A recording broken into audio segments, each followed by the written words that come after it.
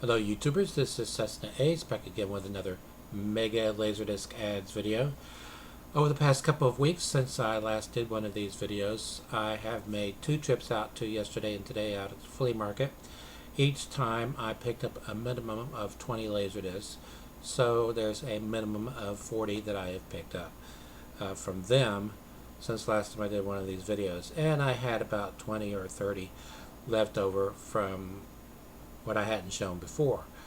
So there's those. Yesterday I received a package containing a sealed LaserDisc. I've got 5 more packages coming, including a package from ABC Lasers and a package from Music and More in the Netherlands. Yes, I've bought more PAL standard LaserDiscs, but there is some NTSC standard stuff in there as well. Now, as I believe I've mentioned in the past, yesterday and today, used to sell LaserDiscs. He had basically just 2 customers buying them. I bought most of them, and then there was another guy coming in and buying 1 or 2 a week. And once I got down to the ones where I wasn't going to be buying the rest because the jackets were in poor condition, I stopped buying, and I told him why I stopped buying. Well, he eventually threw what was left out and said he was out of the LaserDisc business. But I kept pounding him about it, and I kept telling him I do have minimum standards as far as the discs and the jackets are concerned, and these are what my minimum requirements are. And of course, he knows what my interests are, so he, I guess, was filing that away because he came across a huge, well, relatively huge, LaserDisc collection for sale of over 300 LaserDiscs, and there were a lot in there that he said, hey, Mark would be interested in those, so he bought them. And he told me about it when I went in there one time, and I started going through it. I said, I gotta have that. I gotta have that.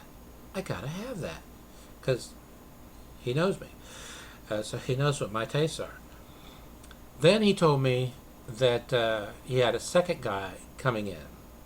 This is the same guy that was coming in before that was only buying 1 or 2 a week. He still buys 1 or 2 a week. I think it's funny. He sat down beside me one time as I was going through the LaserDisc, and he introduced himself as my main competition. Well, my main competition buys 1 or 2 a week. I buy 20 to 30 a week. But in any event, at least there is another customer other than myself. So then I heard from Bill's father, who used to operate the business. He was in there one time covering for Bill because Bill couldn't be there. And he said, oh, Bill's actively looking for another collection. Well, the next thing I knew, Bill had another collection. He bought a collection of over 500. And then he had a third customer that was coming in on a regular basis and buying lasers. Kind of a hybrid between me and the other guy, because he was buying more than 2 a week, but not 20 to 30 a week. Somewhere in the middle. But that was great. That meant 3 customers. So he had 3 buyers. Now, he has a strict rule as to what he will buy and what he will pay, because he only charges $3 a piece, regardless of what the title is. $3 a piece. He had 3 customers, and then he bought another collection of well over 400, nearly 500 titles, and 4 customers. And then I was in there this past Saturday, or was it Sunday? I think it was Saturday. He told me that he has another 500 plus LaserDisc collection lined up. So, more LaserDiscs are definitely coming, because every time he adds them, he puts the ads. He doesn't bring them all in at once because he only has a certain number he'll keep out at any one time. Even though his is the only stall out there that is fully enclosed and climate controlled. For insurance reasons, he only keeps a couple hundred out there at any one given time. But if he sells 30 or 40 one weekend, he'll bring in 30 or 40 the next weekend. So there's always the same number. But he always, when he brings them in, he puts them in the same milk carton. He puts them in milk cartons. And he always puts the ones he brings out in the same carton. So I know right where to go. Although I ask him as soon as I come in, any new LaserDiscs in this week? Yep. It's over there. And he points to the carton where they are. I've been buying a lot of CDs lately, by the way. A ton. A lot of foreign language stuff. In fact, I have bought so many German language CDs, pop and Schlagermusik and so forth, that my wife says, will you stop buying German language CDs? Because everything I put in the computer winds up on our iPods. And, she takes her iPod to work and all this German music in there. But I have bought nearly 30 German language. And I've also added quite a number of Swedish. And a lot of UK releases and a release from Ireland. Bunch of stuff. I'm going to have to show those one of these days because I've got them put aside. Pioneer released a ton of music titles on LaserDisc under their Pioneer Artists label, but they also released a ton of karaoke and so forth. And there were other companies putting out music-related LaserDisc concerts and so forth too. So there are a lot, and I mean a lot, of LaserDisc exclusives. So for rights reasons, some of the stuff you might see from Pioneer Artists have not subsequently been re-released on DVD or HD DVD or Blu-ray. They might have been released on VHS, a few of them, but nothing of higher quality than LaserDisc. LaserDisc has that beat. This is from Pioneer Artists. Now, I don't recall which it was. I believe it was the Japanese release of this. Had the title as Alabama Greatest Video Hits, and then the American title, Alabama Greatest Hits. Well, this is the American release, so it retains the same title, Alabama Greatest Video Hits, as the Japanese release. I've submitted an update, so Julian will get around to updating that. Pioneer had a uniform way of identifying both their Pioneer Artist releases and their Pioneer Special Editions releases. With Pioneer Artists, it would start with PA. With Pioneer Special Interests or Special Editions, it would be PSE, and then dash, and then a two-digit number signifying the year of release, in this case 87, and then another dash, and then a number denoting the release within that year. This is 185. So this is PA-87-185, or the 185th release on the Pioneer Artist label from 87. This is a single-sided disc, and it runs 37 minutes.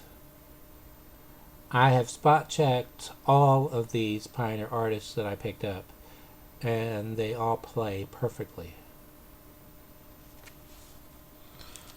Of course, the Pioneer Special Editions and the Pioneer Special Artists, or whatever it was called, and the Pioneer Artists, those are all made by Pioneer. You could have guessed that, I'm sure.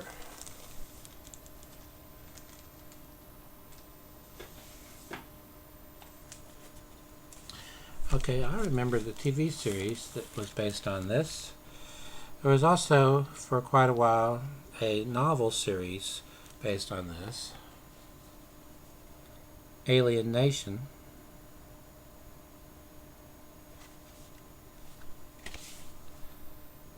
From CBS Fox Video.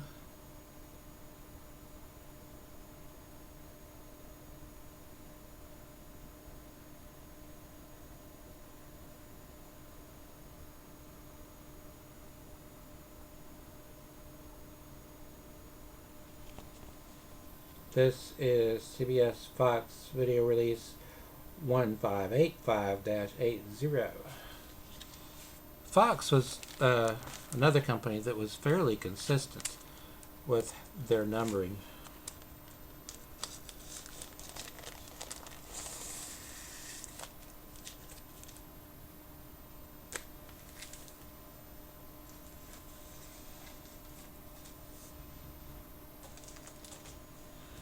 Okay, another release from Pioneer Artists. This is release PA-87-194, so the 194th Pioneer Artists release for 87. Blue suede shoes.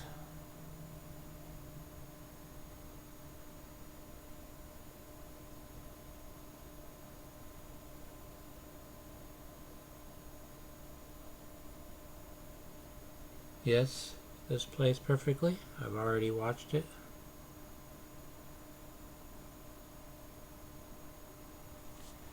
This is a single-sided release. It runs 57 minutes.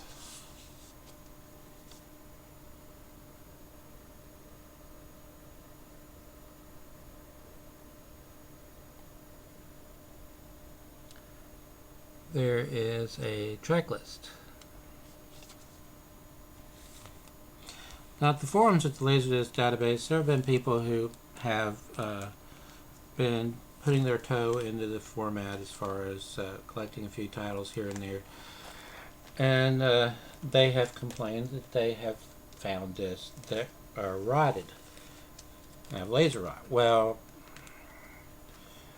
my history with the format, and I go clear back to 82 is when I started buying the discs, and 84 was when I got my first player. And my history has been that roughly 1 to 2% are going to be in rotted condition. But it depends on which companies you relied on, as far as, if you had a lot of titles from Columbia TriStar, you would have a lot of titles made by Sony's US plant, if you lived in the US anyway. And so you would have a higher chance of defective discs that way. PDO UK, if you have a lot of the titles made by them, same thing. Technodisc, same thing. Pioneer is in the middle somewhere, but you had some really good companies like Mitsubishi and 3M and Kurai, where it wasn't nearly the problem it was with any other company. So it just depends on where your focus is. Disney, I've noticed, on their animated titles used either Mitsubishi or Kurai a lot, which meant they knew what the score was. Okay, this utilizes Image Entertainment's original cover design, which would have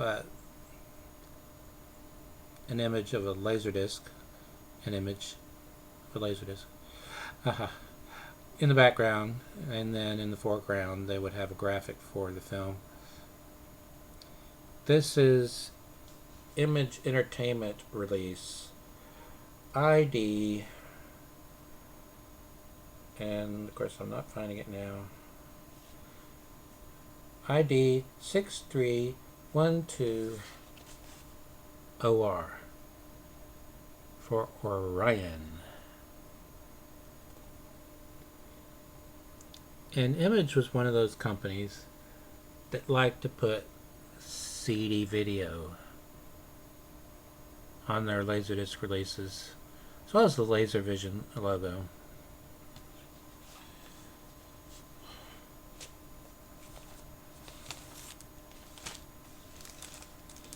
That was just to confuse people.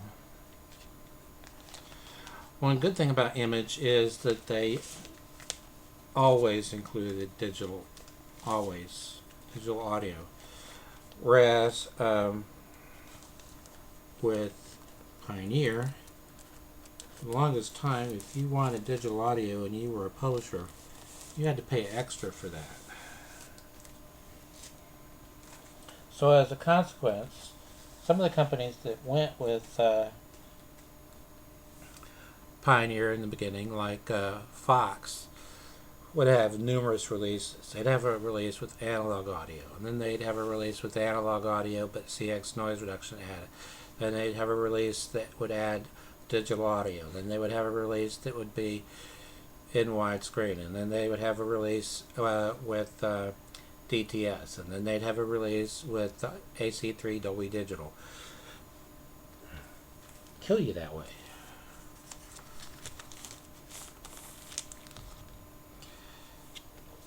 Okay, this is from Paramount Home Video. They are the only label to have never left Pioneer. They stayed with Pioneer as a distributor. So, as a consequence, the majority of Pioneer Home Video releases were manufactured by Pioneer. Butcher's Wife.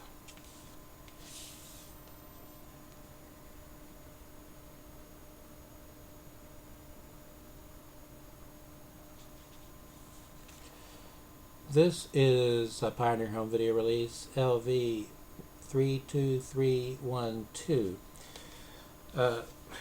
Paramount was also fairly consistent with their numbering. On 2-disc releases, they would add a -2. If it was a widescreen release, they would add a -WS, and if it was on 2 discs in a widescreen, it would be -2WS. So like I said, fairly consistent.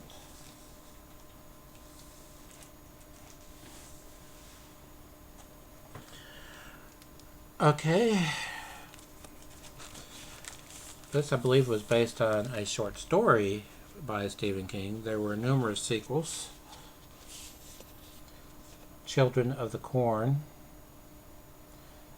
I believe the first 4 films were released on LaserDisc. Might have been more, but I remember the first 4.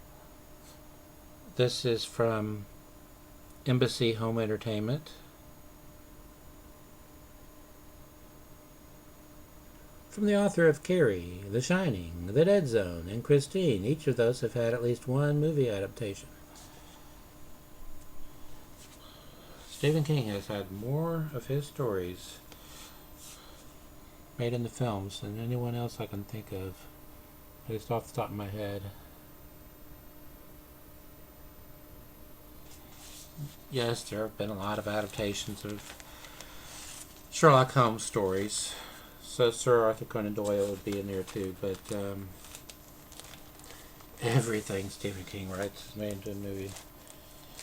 Even his non-horror titles, like The Running Man.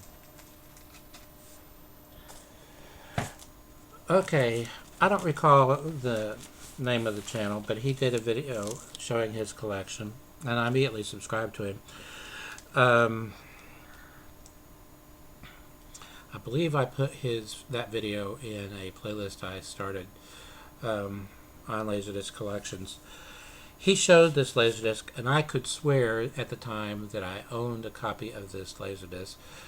But I got home and I couldn't find it. I went to the LaserDisc database and looked at my collection, and it wasn't in there. So I guess I was mistaken. But I have it now. It cost me all of $3. Fire in the Sky.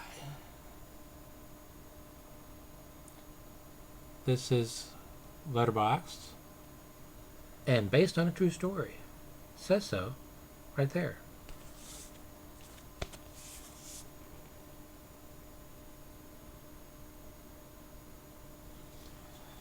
This is from Paramount Home Video, release LV 32827-WS.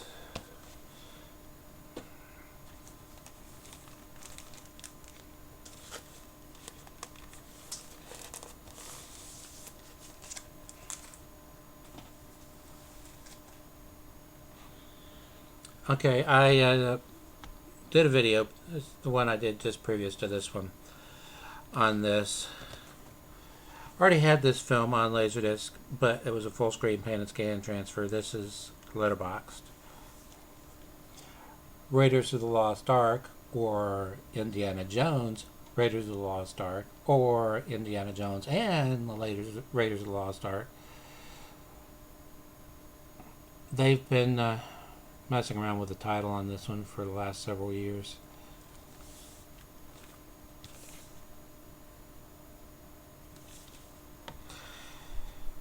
The reason I had done a video on this one was to show the Brucey bonus I found on the inside. Part of an issue of Newsweek dated June 15th, 1981.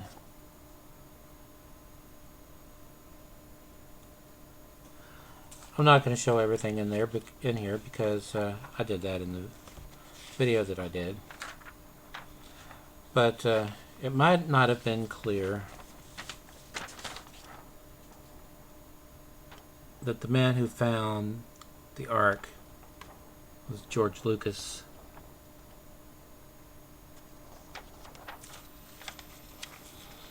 They are breaking ground for his Skywalker Ranch, which is now owned by Disney.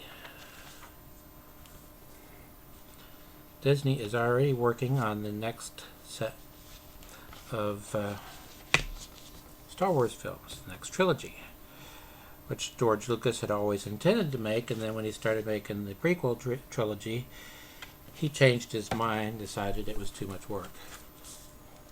But now that Disney's doing it, he's all for it again.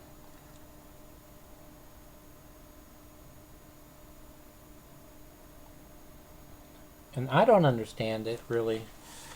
This, by the way, is Paramount Home Video release LV1376-WS.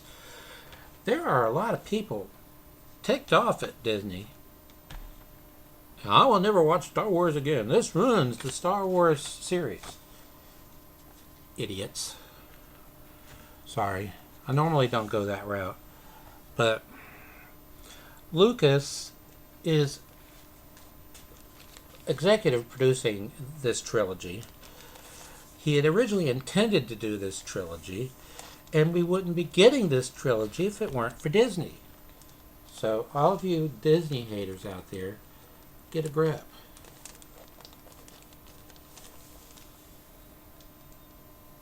I'll quote a line from the Brian De Palma film, The Untouchables. So endeth the lesson.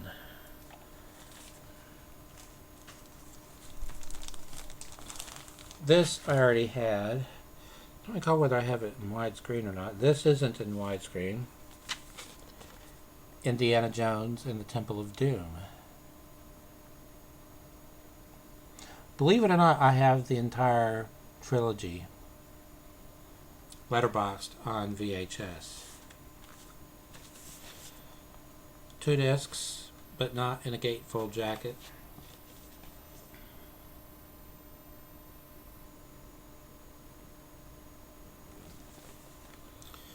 Paramount Home Video release LV1643.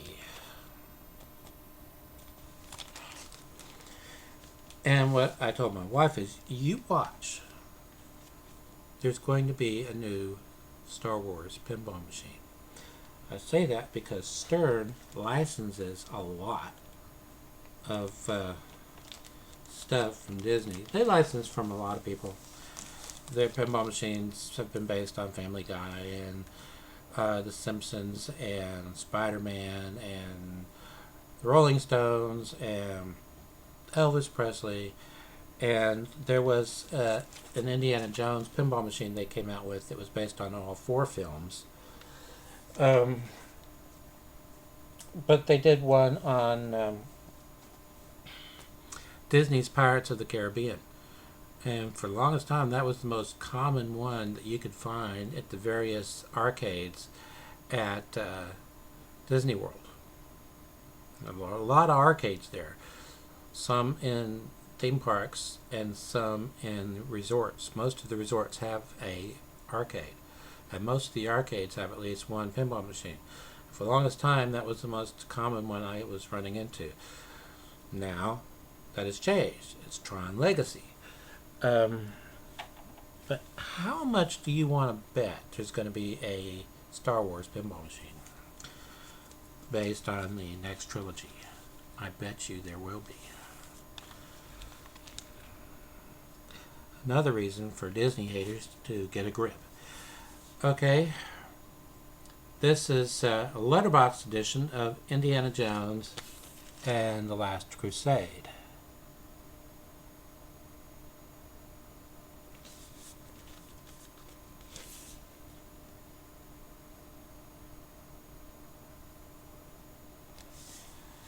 Saw all three Indiana Jones films in theater. This is a gatefold jacket.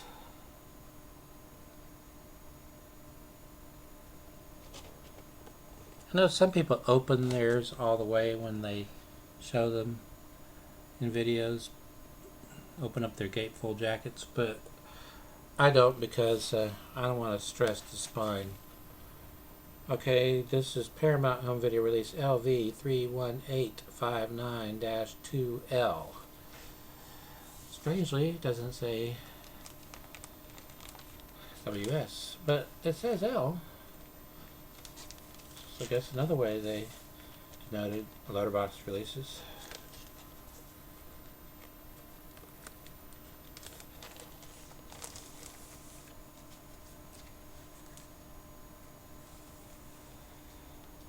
It's like the people who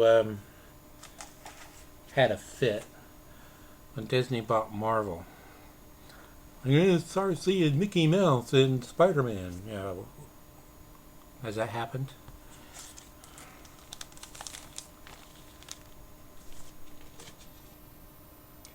Jagged Edge from RCA, Columbia Pictures Home Video.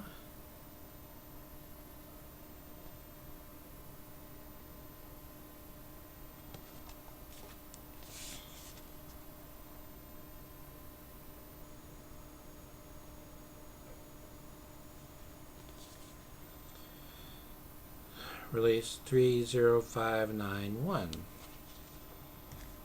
Sorry, I didn't mean to go so negative and preachy in this video.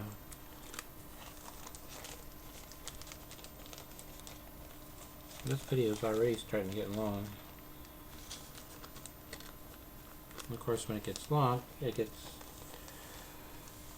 to be one of those videos that takes forever to upload.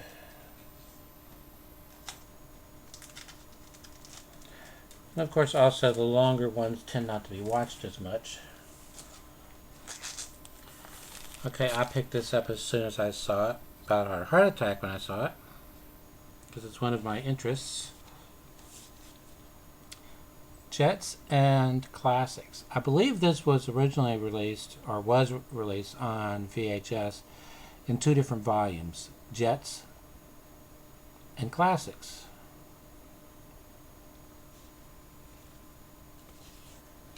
This is the second LaserDisc release from Optical Data Corporation. They have chapter markers for each of the planes featured. This is release IVE2. I already have IVE1.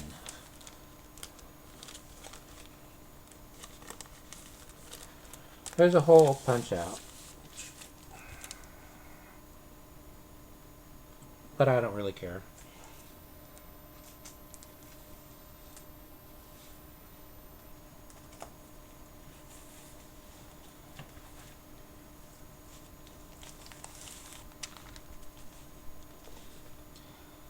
LA Confidential. So far, all of these are yesterday and today pickups. $3 a piece.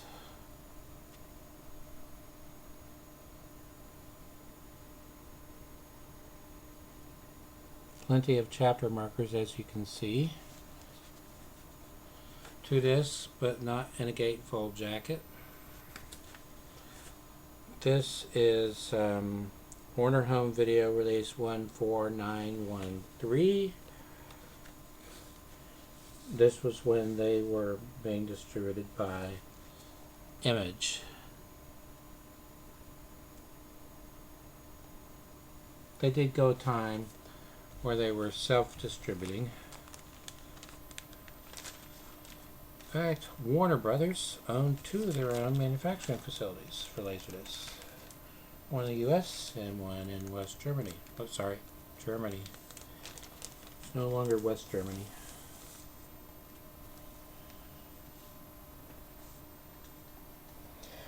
I have to keep reminding myself there are people out there who don't remember that there was a East and West Germany. Okay, I have this one on DVD.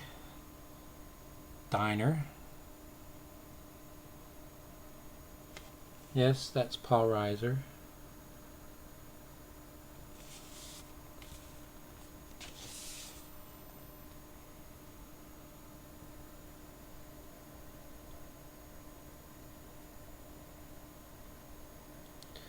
This was directed by Barry Levinson. It's part of a trilogy that he did.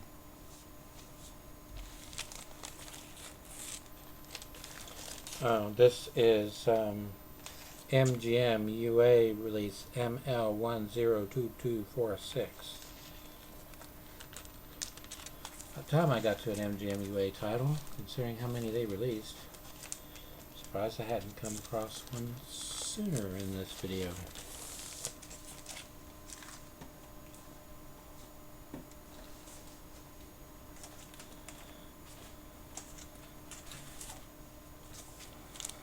Okay, another title from Pioneer Artists.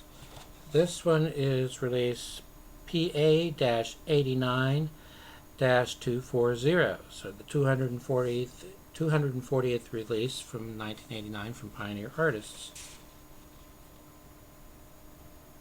The Judds. Across the Heartland. And yes, there were at least 3 releases on LaserDisc from Pioneer Artists of ABBA.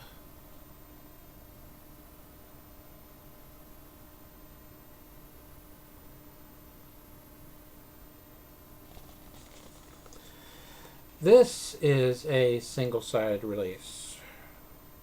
Runs. How long does it run?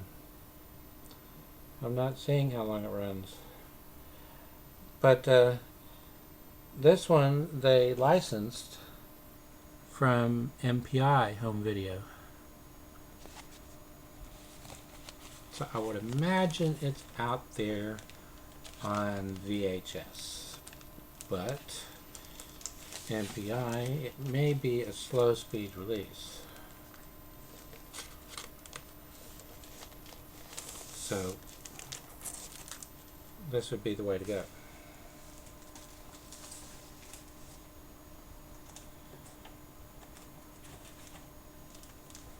Another Pioneer Artists release. This one is PA-86-175.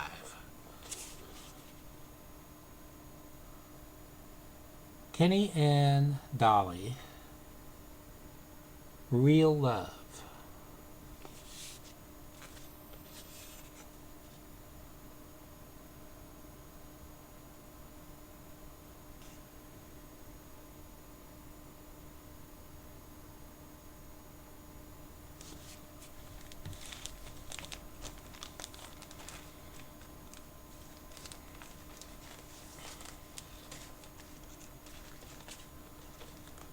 Music titles are one of the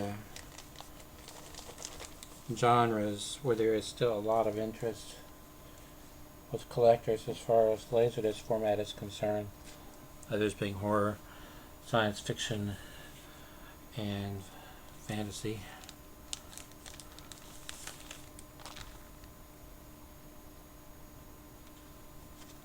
This one is from Pioneer Artists. This is PA-90-003. Kenny G Live.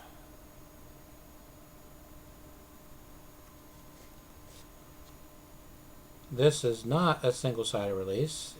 Can't be because it runs 80 minutes.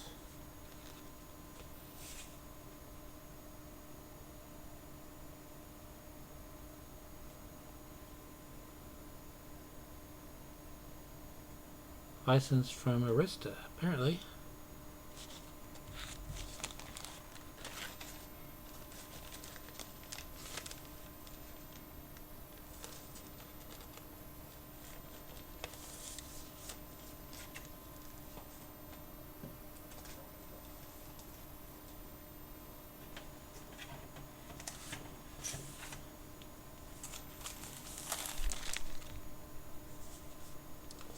Super Mario Brothers. I had to go and show this to my daughters.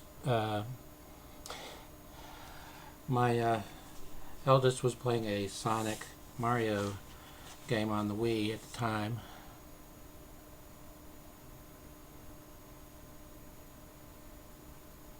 This has a Blockbuster Video sticker on it.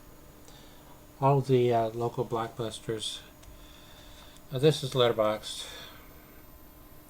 All the local Blockbuster videos rented and sold LaserDisc. Hollywood Pictures Home Video Release 20088AS. Which anything ends with an AS like that is going to be a Disney title.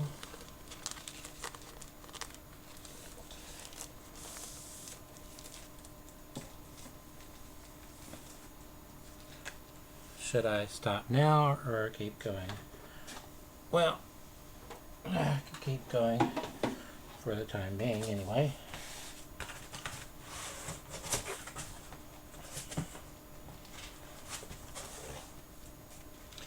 Okay, I already had Lethal Weapon 1, Lethal Weapon 2, and Lethal Weapon 3 on LaserDisc. In fact, I have 2 copies of Lethal Weapon 3.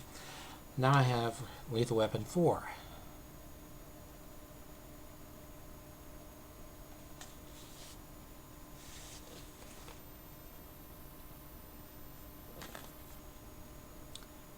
In widescreen.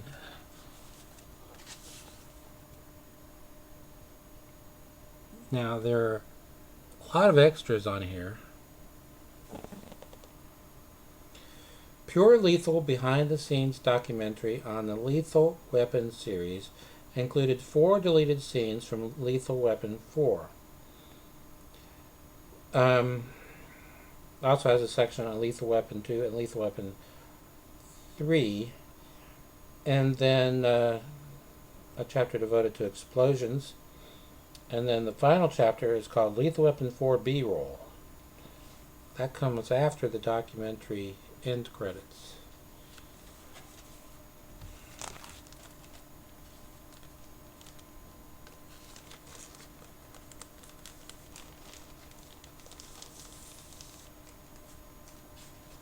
Can't remember if I said or not. Warner Home Video Release 16075.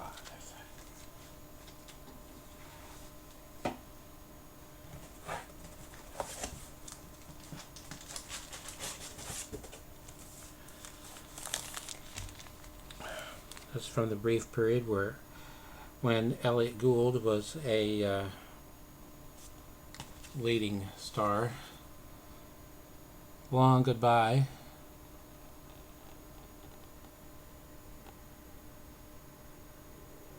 Directed by Robert Altman, who of course directed Elliot Gould in MASH, the film version,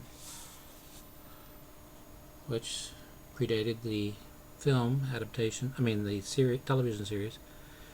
Altman was dead set against the TV series, even though I don't think he ever watched it.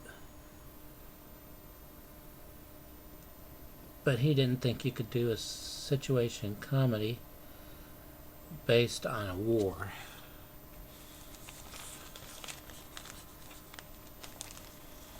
But MASH proved that you could, although MASH tended to get preachy.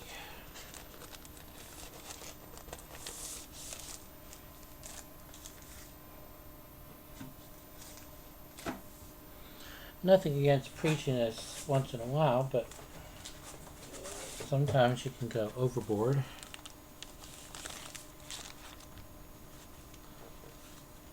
New York, New York. The town's so nice, they named it twice.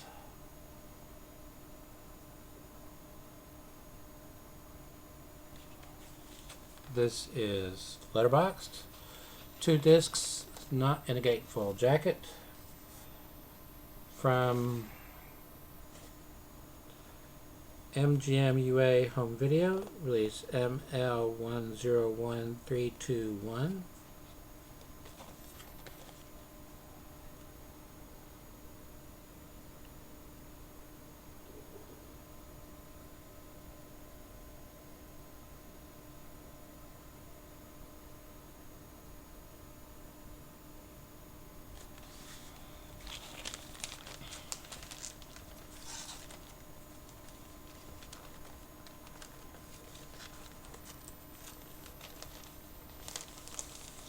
We have a ways to go before I get to the one that I received yesterday that's factory sealed. I already had this one on LaserDisc from CBS Fox, but it was a full screen transfer. This is letterboxed. Patton.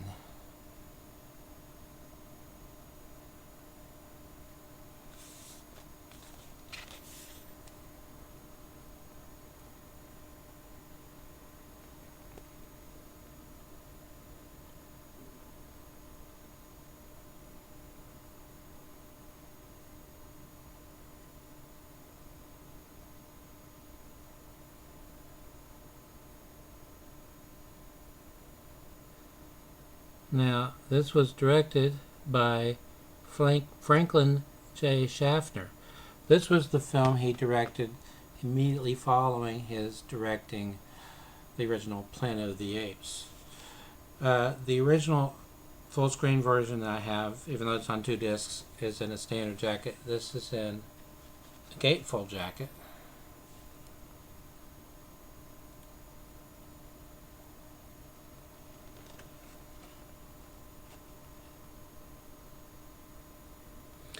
This is one of those odd war movies in that hawks love this movie and doves love this movie, metaphorically speaking.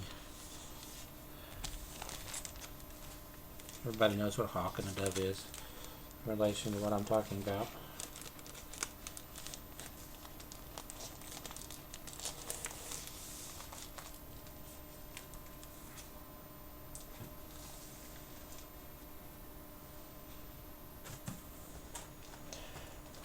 Okay, I already have a copy of this, and the jacket is in real nice shape with the copy I already have. But this jacket is even nicer, is even in nicer condition. This is a demo disc, or demonstration disc, called Laser Optics 2.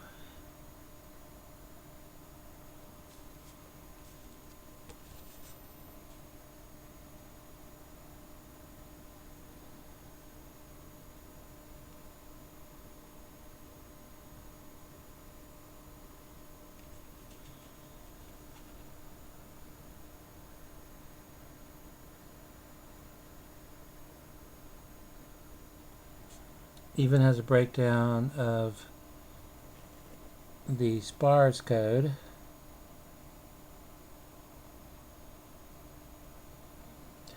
The first A denoting that it was recorded with analog equipment. D, mixed with digital equipment, and D, final medium digital. That's what the SPARS code means.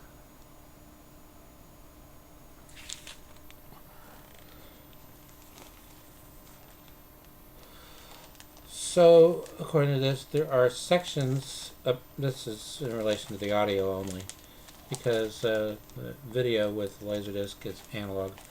But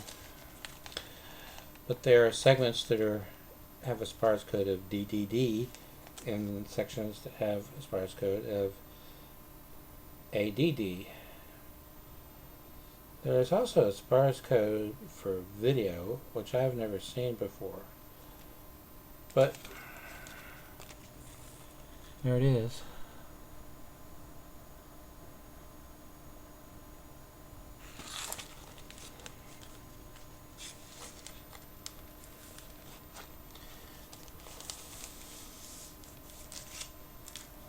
So I have 2 copies of that.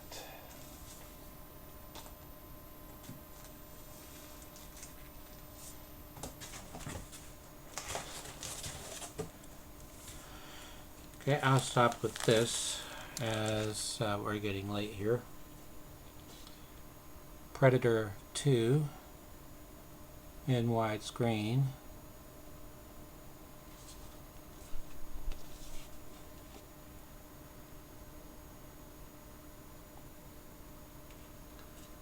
From Fox Video.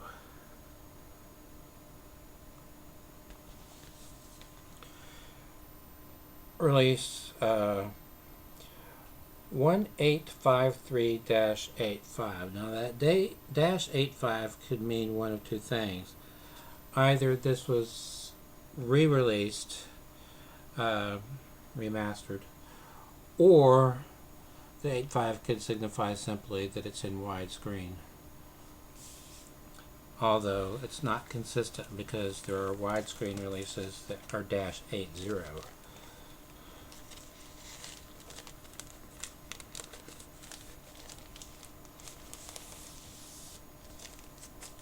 Okay.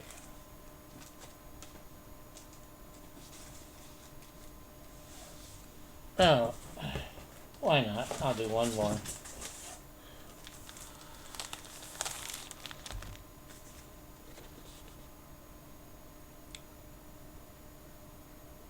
Prince of the City.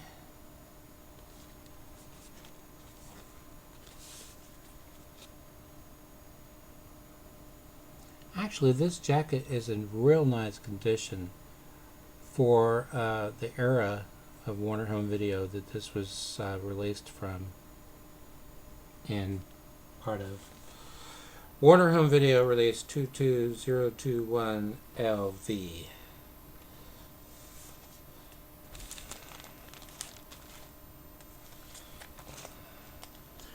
I still have at least a box and a half to go. And I'm expecting packages today and tomorrow and the next day. And I will probably be going out to the flea market over the weekend. So, I'm sure you'll want to tune in to the next Mega LaserDisc Ads video.